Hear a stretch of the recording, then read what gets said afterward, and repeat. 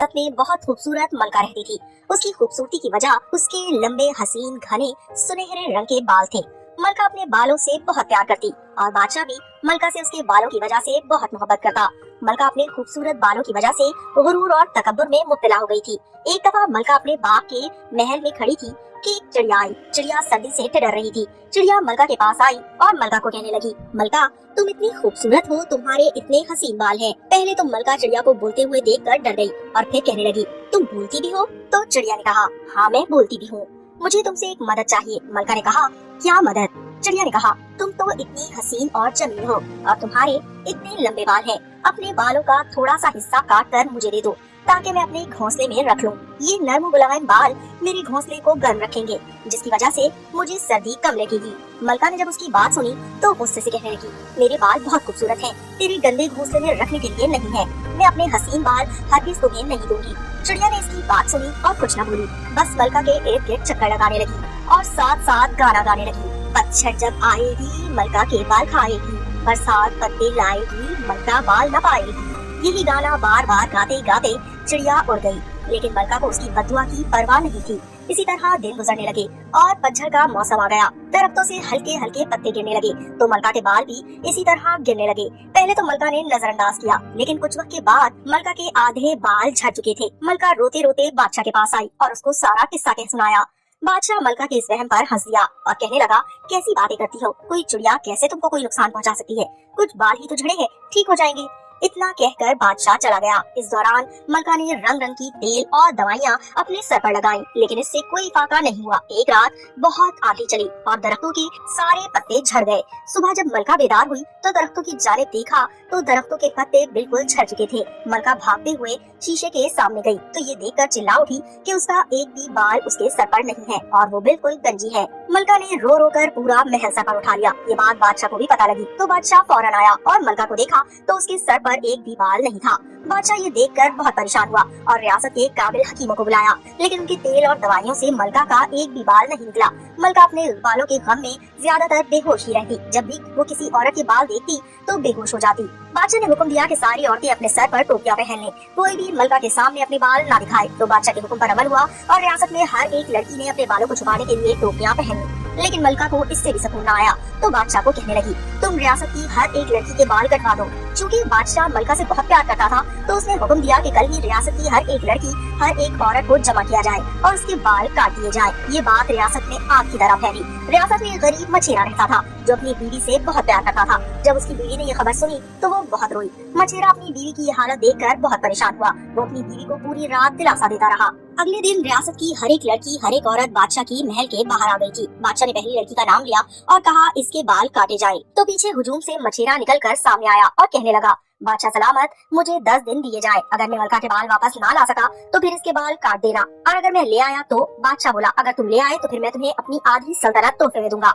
मछेरा 10 दिन का वक्त लेकर अपने सफर पर रवाना हो गया। मछेरे ने अपनी माँ से सुना था कि यहाँ से 2 रियासत दूर एक दरिया के पार एक जादूगरनी रहती है जो कुछ बीज देती है, जिसको सर पर डालने से लंबे और घने बाल निकल आते हैं। तो मछेरा उसी जादूगरनी की तलाश में सफर को निकल पड़ा। वो चलता चलता जंगलों, सहरा और रास्तों को घूम करके एक दरिया तक पहुँचा, जिसके कोने में एक कश्ती खड़ी थी। कश्ती के साथ 3 रंग के दरख्त थे। पास जाने पर मछेरे की आंखें तो फटी की फटी रह गईं। जब उसने दरख्त देखे, क्योंकि दरख्तों में से एक दरख्त सोने का था, दूसरा हीरे का और एक मटर का दरख्त था, तो मछेरे ने सोने के दरख्त से सोने के सिक्के उतार लिए, हीरे के दरख्त से हीरे उतार लिए और उसे भूख भी लगी थी तो उसने चंद मटर भी तोड़ लिए और इन सब चीजों को लेकर वो कश्ती में सवार हुआ और अपने सफर को रवाना हो गया।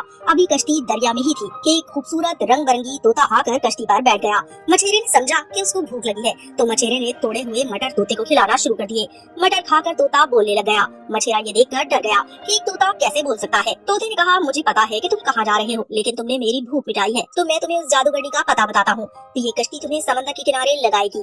समंदर के किनारे थोड़ा सा आगे एक जंगल है। इस जंगल में एक जादुई बोलने वाला पहाड़ है, बाकी का रास्ता वो तुम्हें बताएगा। तोता ये बोलकर उड़ गया। उतनी देर में कश्ती समंदर के किनारे लग गई। मछेरा कश्ती से उतरा, थोड़ा सा आगे गया तो जंगल आ गया। जंगल उबूर करके पहाड़ के मुंह पर ठहरा। मछेरे ने जूही पहाड़ के मुंह पर हाथ रखा, पहाड़ जोर जोर से हिलने लग गया और पहाड़ की आंखें, मुंह और कान बन गए और पहाड़ बोलने लग गया कि तुम क्या चाहते हो, तुमने मेरी नींद में खलल डाला। मछेरे ने बताया कि मैं वो बीज की तलाश में हूँ जो सर में डालने से बाल उगाते हैं। पहाड़ ने कहा, मैं तुम्हें इस तक पहुंचा सकता हूँ, लेकिन पहले तुम मेरी एक पहेली का जवाब दो। मछेरे ने कहा, पूछो क्या पहेली है। पहाड़ बोला, मैं कीमती हूँ, नायाब हूँ, बादशाहों की ख्वाहिश हूँ।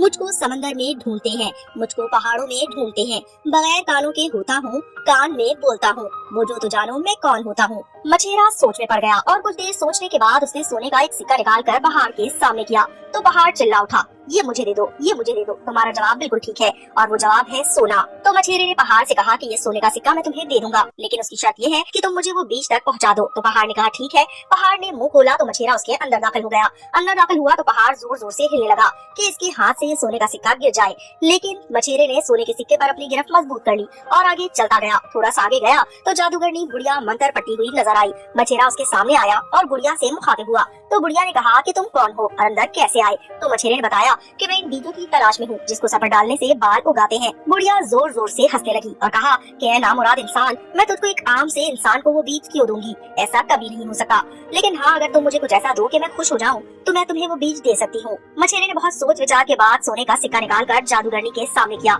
लेकिन जादूगरनी ने उस पर कान न धरे। तो फिर मछेरे ने हीरे निकाल कर जादूगरनी को दिखाए तो जादूगरनी की आंखें फटी की फटी रह गयी और वो चिल्लाकर कहने लगी, ये मुझे दे दो, मैं तुम्हें बाल उगाने वाले बीज दे दूंगी। मछेरे ने जादूगरनी को वो हीरे दिए और जादूगरनी ने वो बीज मछेरे को दे दिए। मछेरा पहाड़ से बाहर निकला और पहाड़ के मुंह के अंदर अपने सारे सोने के सिक्के डाल दिए और अपना वापसी का सफर तय करने लगा।